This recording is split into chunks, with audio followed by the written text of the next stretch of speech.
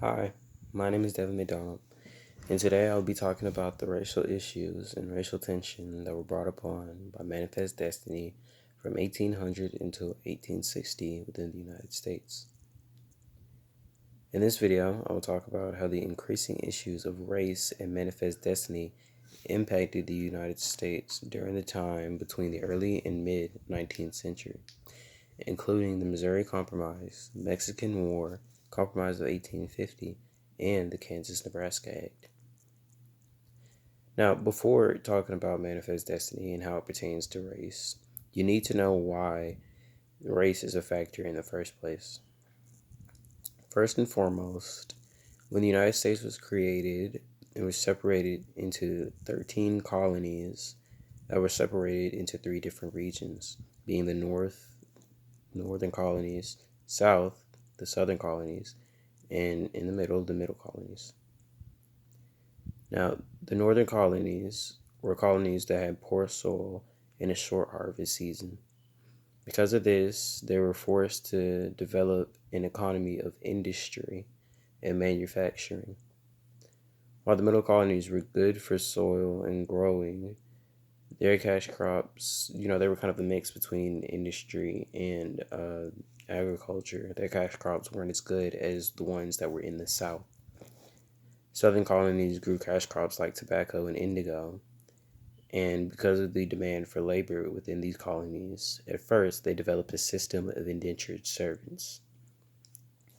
Indentured servitude was a system where servants would serve up to 7 years on somebody else's farm in exchange for land once their contract had ended. However, this had only lasted up until Bacon's Rebellion, due to the fact that Nathaniel Bacon, the person rebelling, thought that the government was basically not geared for the indentured servants. He had a wish to move out the Indians within his colony to the west, and this unfortunately fell through, which led to them rebelling and eventually led to the system of indentured servitude basically collapsing under itself. Now, because these farmers couldn't have servants anymore, they needed labor that was inexpensive and easy to come by. And this was brought upon by the transatlantic slave trade, where West African slaves were brought to the U.S. to serve in these southern colonies because they were seen as cheap labor and were considered property.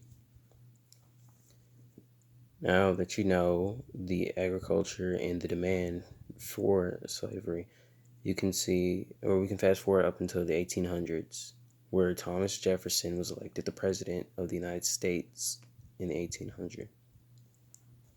Jefferson went on to do plenty of things during his time as the president. However, one of the most important things that happened during his presidency was the Louisiana Purchase of 1803, where Jefferson would purchase Louisiana Territory from the French. This was a very important event in history because it led to the development and the need for more states. And this increase in the desire of statehood between a lot of different people led to the sort of idea of manifest destiny, which was a 19th century philosophy that the American citizens, the United States of America, were destined to move west and to cover their entire continent from sea to shining sea, or the Atlantic to the Pacific. This Louisiana Purchase came on the heels of the Northwest Ordinance, so while states were already being added, this just further boosted the need for more states. And eventually, the United States grew to 22 states, 11 of them being slave states and 11 of them being free states. These states are categorized by whether they allowed slavery or they didn't allow slavery. And for the most part, the northern states were the ones who kind of shunned slavery, while the southern states embraced it because that was the whole backbone of their agricultural economy. This led to Missouri wanting to become a state. Part of the land that they had gained from the Louisiana Purchase was Missouri. On the west of the Mississippi River. And During this time, if Missouri had been added with no other states added beside it, there would have been an imbalance between the free states and the slave states because Missouri wanted to become a slave state. This was seen as bad because it would have thrown off the balance of the amount of states and would have gave slave states more representation in Congress, which would have let them, decide different laws and rules and whatnot that geared more towards the slave states' wants and needs rather than the free states or what was in the good interest of both of these two groups.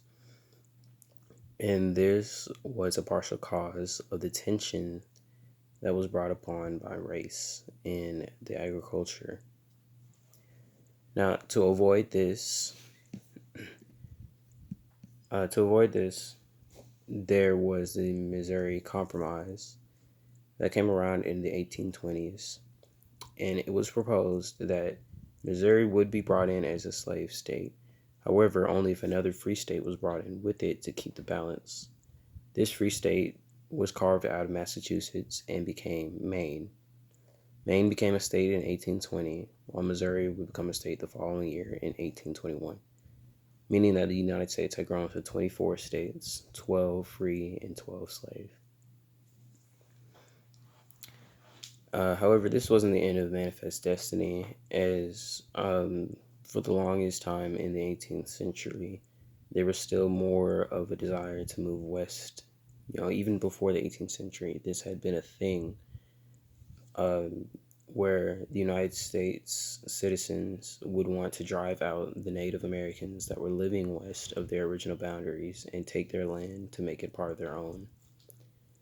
With the Louisiana Purchase, the increased statehood and growing tension between these free and slave states would lead to more events, such as when James K. Polk was elected president. During the 1840s, he would add more states such as Texas and Oregon and Washington, Texas being added in 1845, while Oregon and Washington being added the following year. Also in 1846, the Mexican War started because of attempts to gain even more states, New Mexico and California. However, these were denied by the Mexicans, and because of this, the United States would go to war with Mexico, and this would end with the United States acquiring much of Mexico's land. Of the land they acquired, the states carved out were New Mexico, California, Arizona, Colorado, and Nevada. Now, most of these states would be gained as territory at first and wouldn't become states up until the Compromise of 1850. This compromise would would consist of 5 different rules that were added in 5 different parts, including New Mexico's becoming of a state, being carved out of Texas's west border, and California's becoming of a state, being a free state and not a slave state. There's also a development of popular sovereignty, which was a system in which the people of a state would decide whether or not they wanted to be a free or slave state.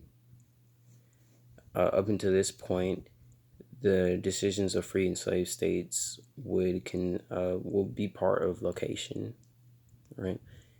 Part of the Missouri Compromise was the addition of the 3630 line, which was Missouri's southern border.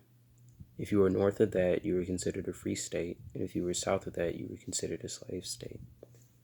That was until the Compromise of 1850 and around that time, where the free states and slave states would be decided by the people who voted and wanted to, be a part of that state, rather than just where they were. This brought on a system called Bleeding Kansas, which was a 2-year period during the 1850s, where free and slave, people who wanted Kansas and Nebraska to be free states would move into those 2 states, while the people who wanted them to be slave states would also move into that area. and it led to a lot of fighting and around 50 or so deaths between the people of those two states. So, because of this, popular sovereignty kind of grew as a system, and this Bleeding Kansas would be one of the last tip offs that would start the eventual Civil War. All these things happen more or less because of Manifest Destiny and because of its effects on basically race and the systems of the South and the North. Due to each of them having conflicting views of economy and things like slavery, there was a sort of panic, a sort of rush to gain the most land for one side rather than the other, and this led to more and more fighting over time that eventually would blow over and become the Civil War when states of the South seceded from the Union and started their own confederacy named the Confederate States of America. Now, while the North would not win, or the South would not win the war, they still sort of maintained a view of basically one race being better than the other in the forms of things like Jim Crow laws and black codes.